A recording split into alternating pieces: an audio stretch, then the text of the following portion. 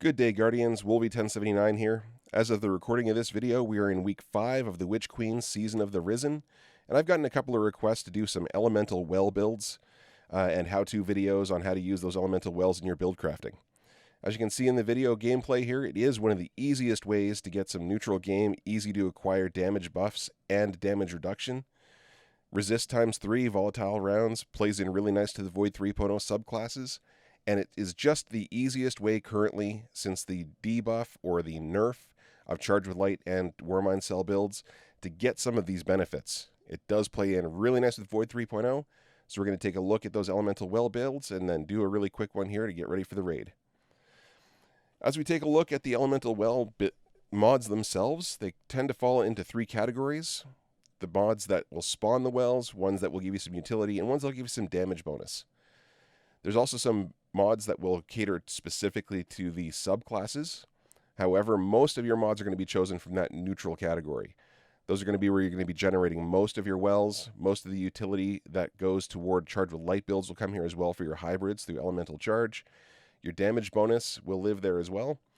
Arc, however, will cater a little bit more to the melee abilities and some movement through Seeking Wells, so those wells will track toward players. Solar will generally tend to go toward grenades and generation of more wells through stacking mods or through regeneration of health. Void tends to play toward your class ability, most of which are for defense, as well as the duration of those wells. Stasis, being the newest subclass, does have its own resource through shards. However, there is some mods to turn those shards into elemental wells, so you can take advantage of those while you're doing these builds. And because Stasis is all about slowing things down or freezing, you'll also see some elemental time dilation, so those time-based benefits will last longer.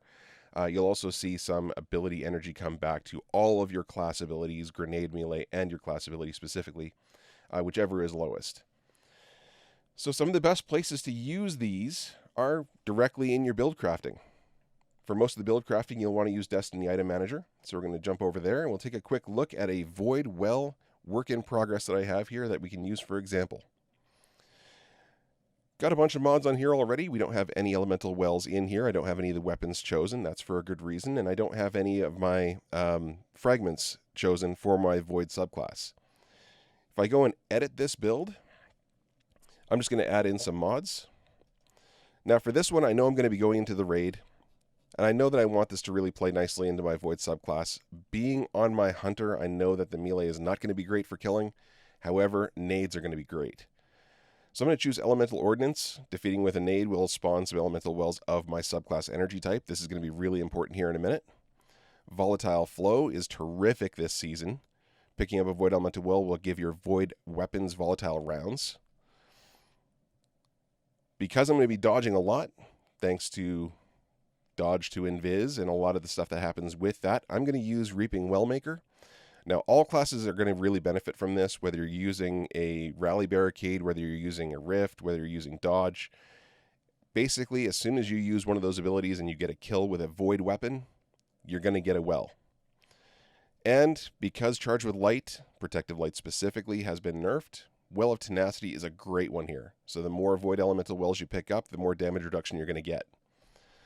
So there's my 4 mods I'm going to throw into my armor. You can take a look at the mod placement. You'll see that I got the 2 Void mods on Void pieces already. We slotted in that Grenade mod and Volatile Flow. I always put on Powerful Friends because, you know, Hunter, you can't get cheaper plus 20 mobility. Now, I said it was really important about that elemental weapon. The weapons I tend to choose, especially for this raid, you want an SMG, there's Overload in there. Well, why not use the escape velocity that's at Xur this week?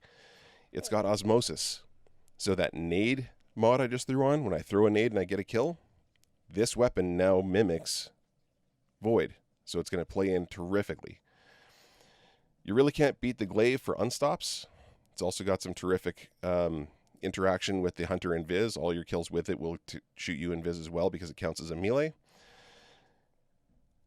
And your heavies are really going to be dependent on how you're playing, but there are lots of options for Void damage. If you have a Tomorrow's Answer, that's great. Red Herring is a Void rocket launcher this season that you can craft and put whatever else you want on it for mods. You've got lots of options here. I like Red Herring myself, as well as one or more of my Palmyra Bees. I know that I'm going to be doing some additional void damage in a few different places, so why not use the fusion for after I've put off an auto-loading rocket. And I know I'm going to have a few extra kinetics, but really Osmosis is the only one I'm going to be using for this build, just because it throws in that extra void benefit.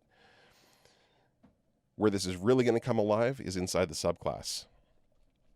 If you take a look at some of these, you can really synergize this build. Defeating targets with grenades grants volatile rounds, so now I've got a double way to get that volatile round buff. Melee final blows will start health regen. It's great for that glaive. Damaging targets with grenades grants melee energy. Not so important to me, but void ability final blows cause targets to explode. I love the void explosions this season. They're great. And since I'm really leaning into a grenade build, Echo of Remnants. Your lingering grenade effects will last longer. Apply all of this, save that build. Now I've got this Void Well whip, work in progress, should be ready to go and raid with. So there you have it. Well Build 101. There's a lot of different things you can do with these builds. All of these mods are available right now inside of the game. Some of these might have come from previous season passes. If they were, they're available now through Banshee or through Ada. Don't forget to pick up those additional ones for the spawning through a cheaper melee. Your Font of Might for 1 point instead of 4, and your Volatile Flow for 2 points, which gives your volatile rounds to weapons after picking up a Void Well. All of these are going to be terrific additions to your build. Keep in mind, Elemental Charge will help you maintain some of those Charge with Lights if you want to do a Charge with Light build as well.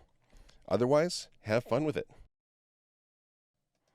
If you'd like to see a bit more about build crafting in Destiny Item Manager, I've linked a video I did on Destiny 2 Armor Picker and DIM for optimizing your armor builds. I'm also going to leave a link to the podcast that I co-host with Diet Cola and GNC Caleb, where we've discussed everything that's happened since the Witch Queen has launched. See you next time, Guardians.